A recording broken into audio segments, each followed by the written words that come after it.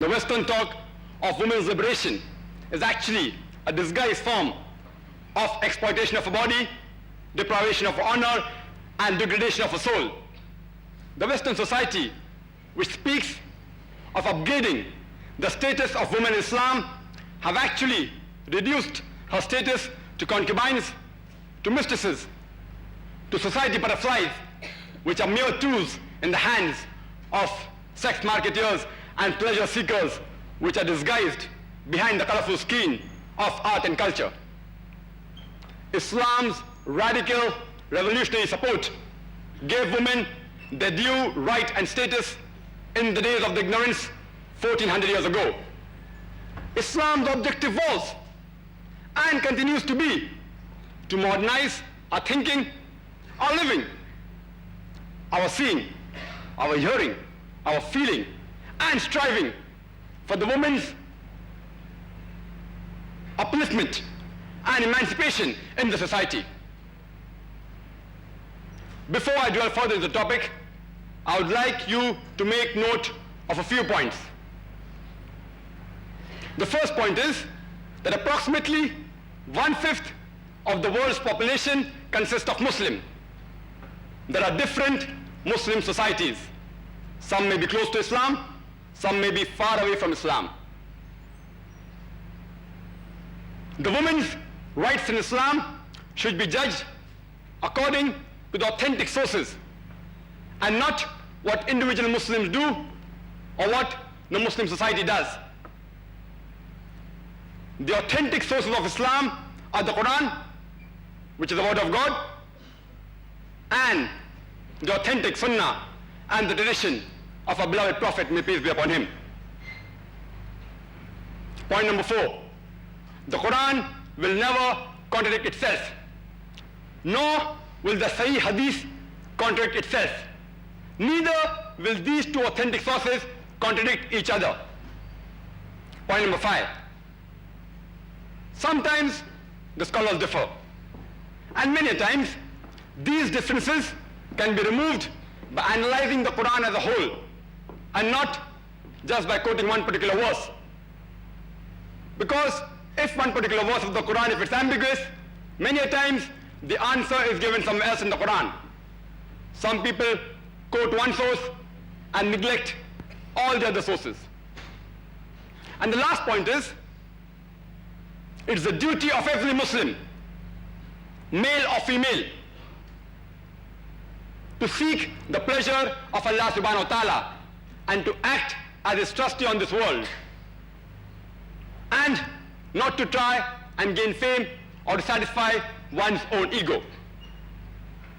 Islam believes in equality of men and women. Equality does not mean identicality.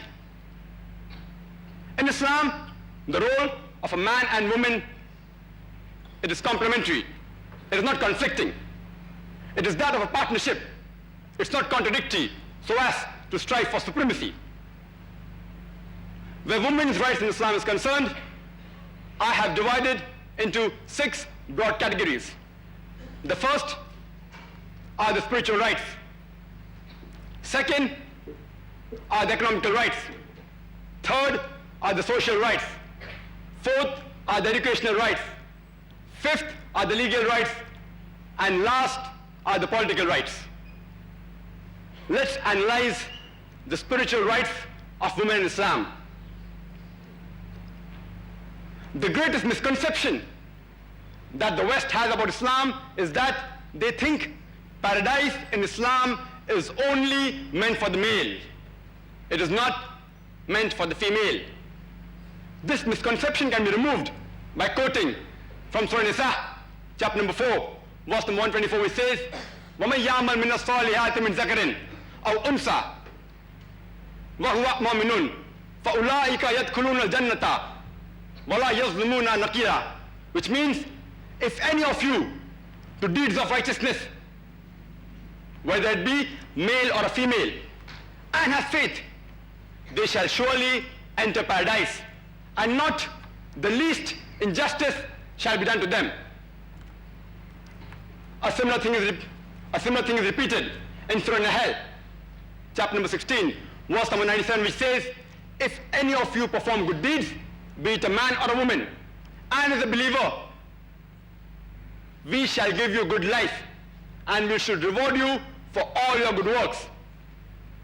Just because in Islam, sex is not the criteria to enter paradise, will you call such rights in Islam as modernizing or outdated?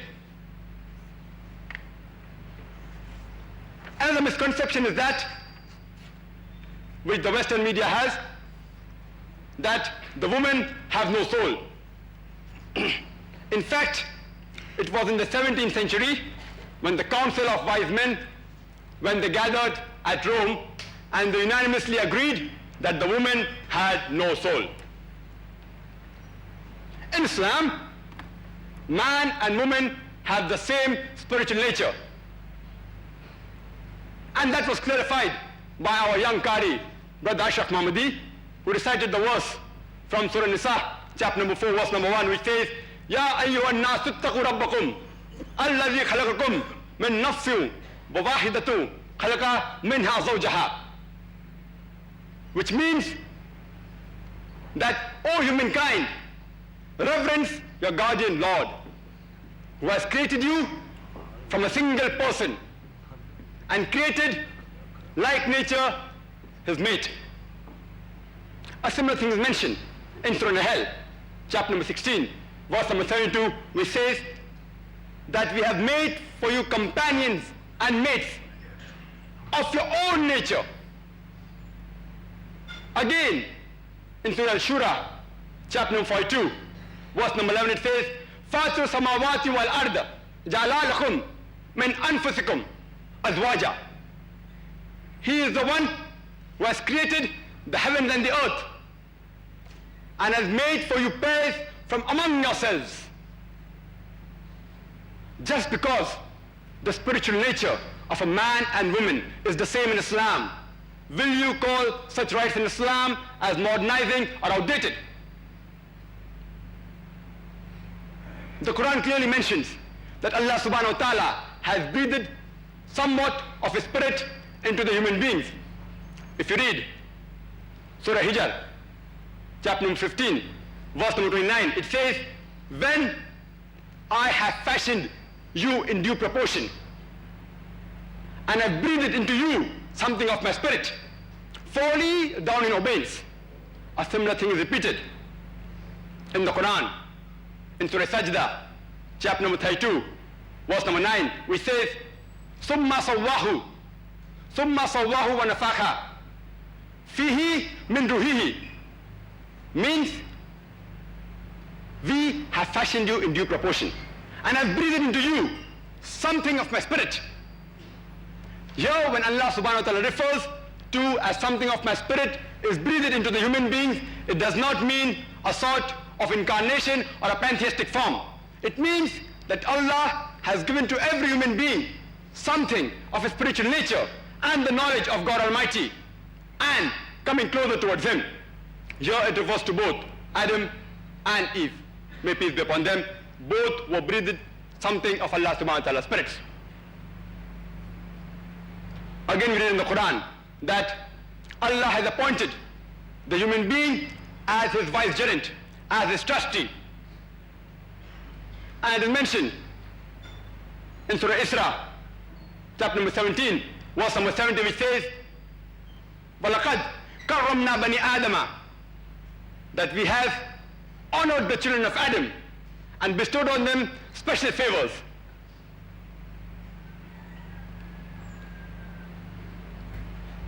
Sorry.